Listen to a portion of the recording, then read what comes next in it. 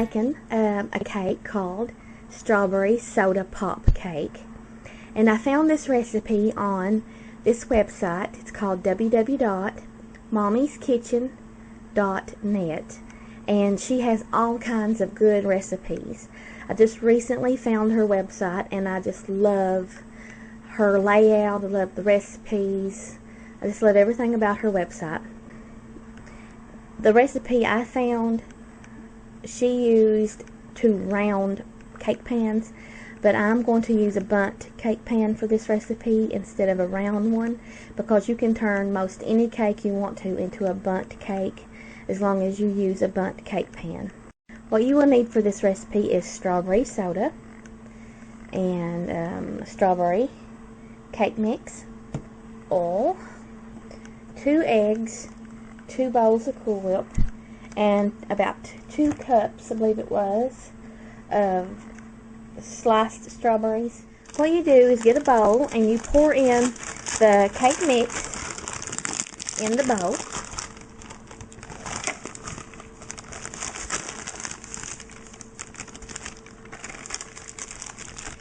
And you mix as directed on the box, except you substitute the water that the recipe normally calls for the strawberry soda pop.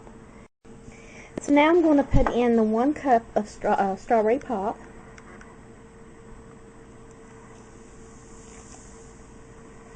and a 1/3 cup of oil. I just had put my oil in there. I didn't push record when I poured that in there. And this says 3 eggs. Her recipe calls for 2 eggs.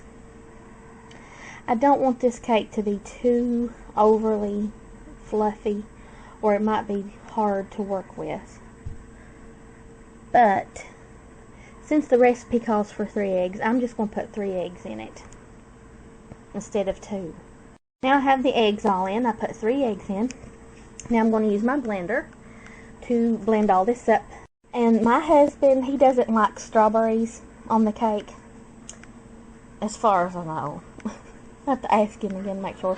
But anyhow, I'm going to bake him a small little loafy size. Just a little tiny cute loaf size cake in this little tiny loaf pan that I bought at the Dollar Tree. That strawberry soda pop gives the batter a different flavor than what it is normally if you put the water in. It kind of gives it a flavor of a more deeper strawberry flavor. You can actually taste the pop flavor in the batter. This is my bundt pan. It's purple. And I just put some oil down inside. But here's a tip. If you sprinkle just a little bit of flour in your pan after you've greased it or oiled it, just a little, and then kind of pick your pan up and just go like this, pat it while turning it. I know you can't hardly see that too good. Well, anyway, pat it like this. You get the flour distributed.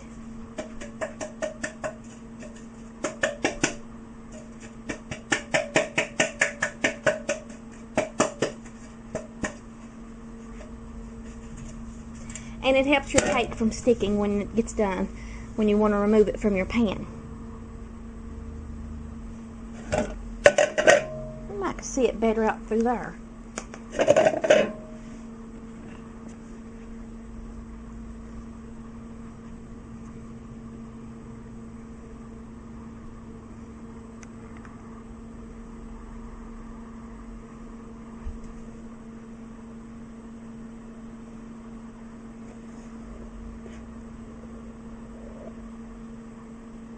Another little thing that I done as an extra tip, I put a little bit of water in this pan, and I'm hoping that that will help keep the moisture in my cake and not let it be too dry.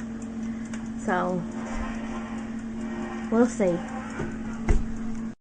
Now while your cake is baking and you're waiting for that part to get done, you'll want to go ahead and wash your strawberries really good. Wash them really good, slice them up.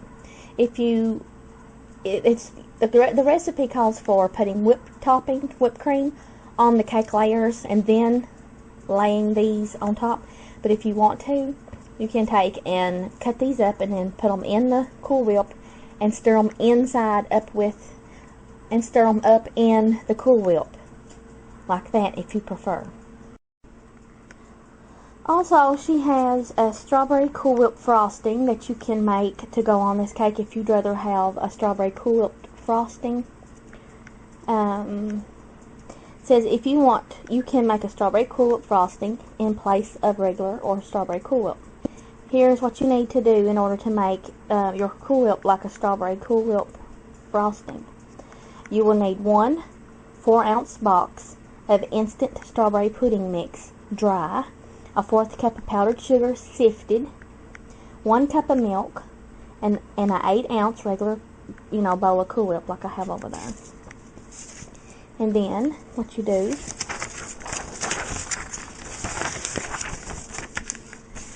is you add the pudding mix, the powdered sugar, and milk to a mixing bowl. You mix on low speed until blended. Let mixture stand for 3 minutes, and then fold in the defrosted Cool Whip and frost cake. Refrigerate frosted cake, it says. That's all you do if you want to turn your regular Cool Whip into strawberry Cool Whip as a frosting. Now I have my strawberries all washed and sliced, and I left some whole, which I may cut them in half for the top, or I may leave them whole just for the top part. But what I'm thinking about doing with my cake just now is taking these little slices and just adding them in with a bowl of Cool Whip, like I suggested a while ago, instead of putting the Cool Whip on my cake slice and then putting these on top of that. But you can do it however you want to do it. So I got my strawberries kindly cut up smaller, cut them up in smaller pieces, and I added a bowl of Cool Whip down in here, and I'm going to mix this all in together. Okay, so now I'm going to add in my other bowl of Cool Whip.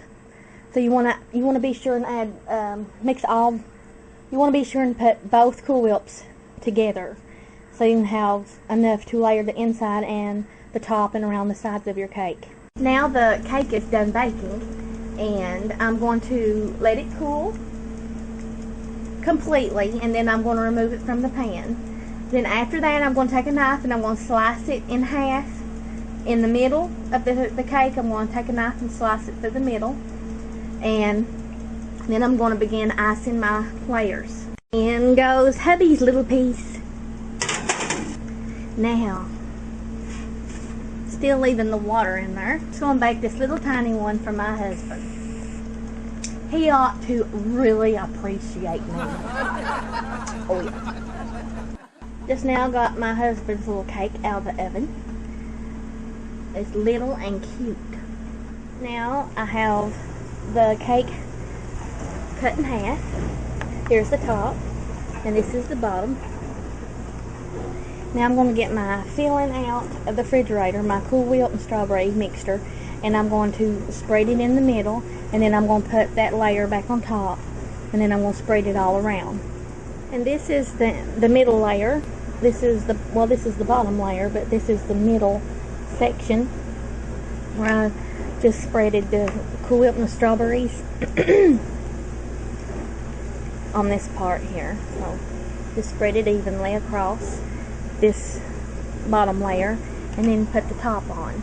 You put the top on just like this, and then you finish putting the Cool Whip and strawberry mixture all over the sides and everywhere. I'll be back to show you the finished results in a few minutes. Now I got the whole cake iced over with the Cool Whip and strawberry mixture, and now for the final touch, you have to put on your strawberries. And this is the finished result of the strawberry soda pop cake. And you put your strawberries on top just like this, if you want to, just like this, or you can do it any way you want to.